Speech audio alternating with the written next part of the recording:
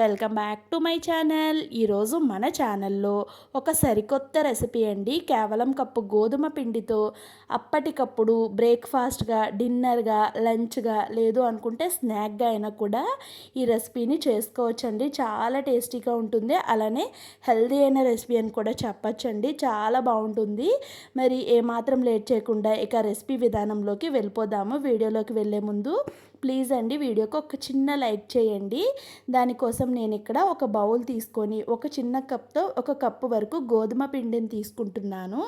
దీంట్లోకి 1/2 table spoon వరకు పంచదార, అలానే రుచికి తగ్గట్టుగా సాల్ట్ వేసుకున్నాను.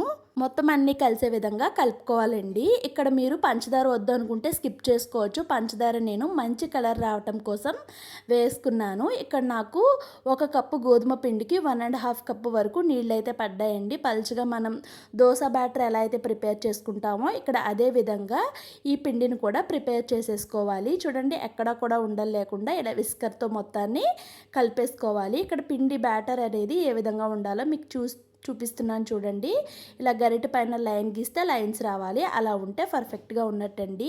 దాన్ని పక్కన పెట్టేసి వేరొక బౌల్ తీసుకున్నాను. దీంట్లోకి నేను ఇక్కడ ఒక 2 ఎగ్స్ని తీసుకుంటున్నాను. మీరు ఎన్ని కావాలి అనుకుంటే అన్నిటిని తీసుకోవచ్చండి. నేను ఒక ఇద్దరు కోసం చేస్తున్నాను కాబట్టి 2 ఎగ్స్ అయితే తీసుకున్నాను. మీరు ఎంతమంది కోసం చేస్తే అన్ని ఎగ్స్ని అయితే తీసుకోవచ్చు. ఎగ్స్ని తీసుకొని వాటిని ఇలాగా స్పూన్తో మొత్తాన్ని కలిపేసుకున్నాను. కలుపుకున్న తర్వాత ఒక చిన్న ఆనియన్ ఉల్లిపాయను అయితే చిన్న చిన్న ముక్కలుగా కట్ చేసుకున్నాను. అలానే ఒక 2 పచ్చిమిర్చి, ఒక చిన్ని టమాటో ముక్కనైతే హాఫ్ ముక్కని వేసుకున్నానండి చిన్న చిన్నగా కట్ చేసుకొని. అలానే దీంట్లోకి కొంచెం అంతా కొత్తిమీర కూడా వేసుకున్నాను. అలానే చిన్న పీసెస్గా కట్ చేసుకున్న వెల్లుల్లి, ఇంకా కొంచెం అల్లం కూడా వేసుకున్నాను. అల్లం వెల్లుల్లి పేస్ట్ కన్నా కూడా ఇలా ముక్కలు వేసుకుంటే అక్కడక్కడ తగులుతూ టేస్ట్ అయితే చాలా బాగుంటుంది. రుచికి తగ్గట్టుగా సాల్టు, ఇక ఫైనల్గా ఎగ్ మిశ్రమంలోకి మనం కొంచెం అంతా మిరియాల పొడి వేసుకుంటే టేస్ట్ అనేది డబల్ అవుతుందండి. చాలా బాగుంటుంది. మిరియాల పొడిని అయితే స్కిప్ చేయకుండా వేసుకోండి. ఇప్పుడు స్టవ్ వెలిగించి ఒక పాన్ పెట్టుకున్నాను. దోశ పాన్ పెట్టుకొని దీనిపైన కొంచెం అంతా ఆయిల్ అయితే ఇలా బ్రష్తో అప్లై చేసుకున్నాను. ఒకవేళ మీరు కావాలి అనుకుంటే నెయ్యిని కూడా వేసుకోవచ్చండి, హెల్దీగా చేసుకోవాలి అనుకుంటే. ఇప్పుడు ముందుగా దోశ బ్యాటర్ని ఒకసారి బాగా కలుపుకొని ఈ విధంగా దోశనైతే అయితే వేసుకోవాలి. దోశ వేసిన వెంటనే గరిటె పెట్టి తిప్పేయకుండా 1 నిమిషం కాలిన తర్వాత స్లోగా తిప్పుకోవాలి. అది కూడా బాగా పలుచగా చేసుకోకూడదండి.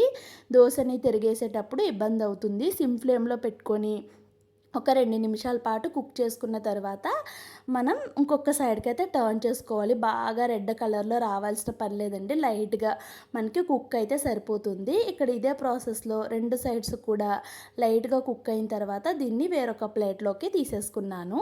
మళ్ళీ కొంచెం అంతా ఆయిల్ని అయితే అప్లై చేసేసుకున్నాను.